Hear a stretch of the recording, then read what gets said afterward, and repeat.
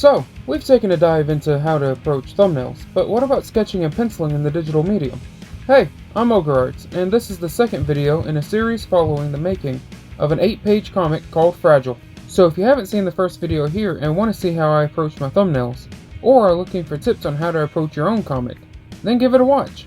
In this video though, we are going to dive into the sketching and penciling phases for the first 4 pages, along with my thoughts going through it, and how I'd approach it differently when working traditionally. So enough preamble, let's get to it. Here in page 1, in case you don't remember the story from the first video or haven't watched it yet, we see the main character being discovered and taken in by a detective during a police raid at a warehouse, and the origin of her name, Fragile, coming from the label on the crate she was found in, with the bottom 3 panels meant to represent her upbringing within the world of law enforcement. Now, when tackling the task of turning the thumbnail into finished pencils, I take advantage of the digital medium and enlarge the thumbnail to fit the working area of the final page.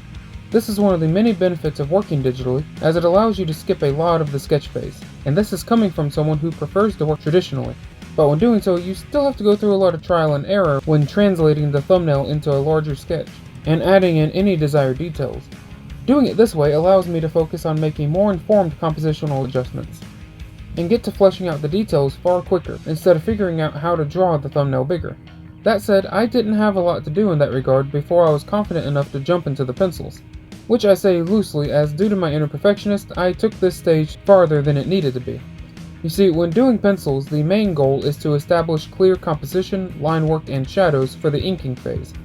When looking at the pages of professional pencilers, you can see the shadows are either filled in lightly or left blank with a small X, to tell the inker that that area is meant to be filled in.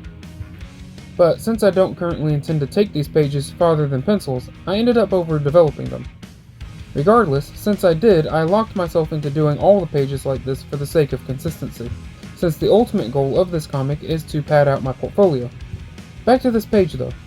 I wanted this story to be fairly intense, so I included a lot of heavy and dark shadows in the environment. But I ultimately chose not to add any unnecessary detail or harsh shadows to the characters' faces or other bare skin. The reasoning behind this was to allow a potential coloring phase room to play with lighting and tone while maintaining visual clarity of the character's expression.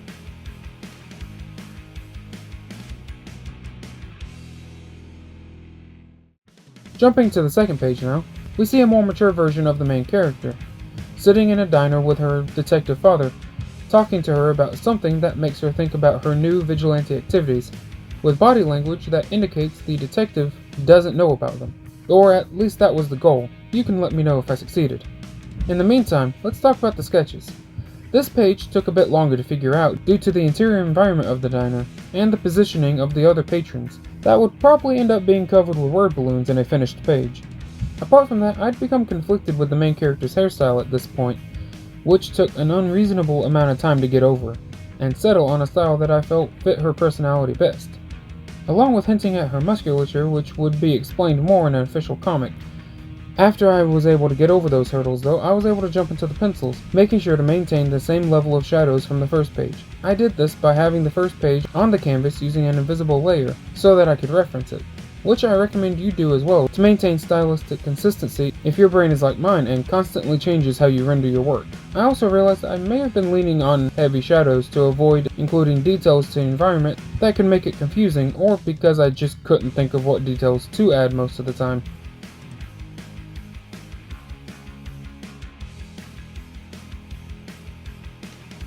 But with that page done, let's dive into page 3. Here we get a change of scenery from the bright diner to a dark street, looking over the shoulder of our protagonist as she is staking out a hotel entrance when a car arrives with her target, who she attempts to follow into the hotel but is briefly stopped by the doorman, who runs away after spotting her weaponry. And unfortunately, because of the struggles I had with the second page, I was locked into a mindset of overthinking, which caused me to take a lot longer than I normally would for this and the 4th page. What took the longest this time was making the city streets seem believable, and not just an abandoned road with lifeless blocks for buildings. But eventually I got that figured out. Then came the second challenge, which was determining how the lighting would look. For example, in the first panel, you can see a cast shadow from the car. Well, that shadow underwent several adjustments because I couldn't decide how expensive it should be. And I was also conflicted about having the road lines stay visible in the shadow. It was little things like this that just kept compounding and making this process take longer and longer. But clearly, I eventually got through it. Which is good, because now we can look at the fourth and final page of this video.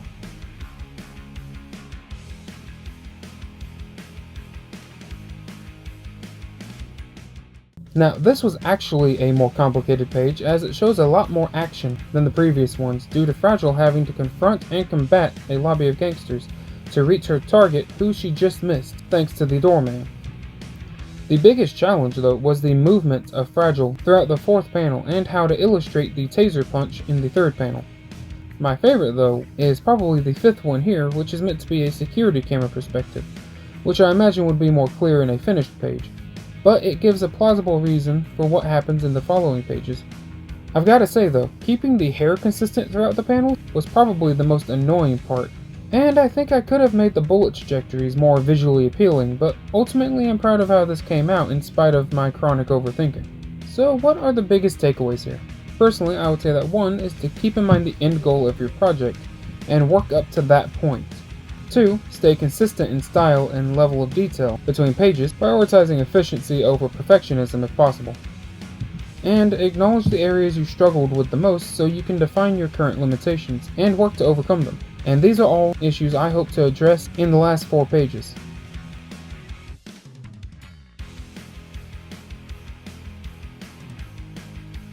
Speaking of which, I won't make any promises on when the next video will come out, but it will either be those final pages, or it may be the next installment of my Pokepocalypse project. It's really gonna depend on my mood over the next week. So be sure to like and subscribe so you know when that next vid comes out. And keep an eye on my community posts to see any updates on the next video and projects. I know I take forever to make videos, so I'm very grateful to those of you who are sticking with me, and if you are new and still watching, I hope you stick around too, and join me on my creative journey. Well, that's all I've got, so have a great day, and see you next time.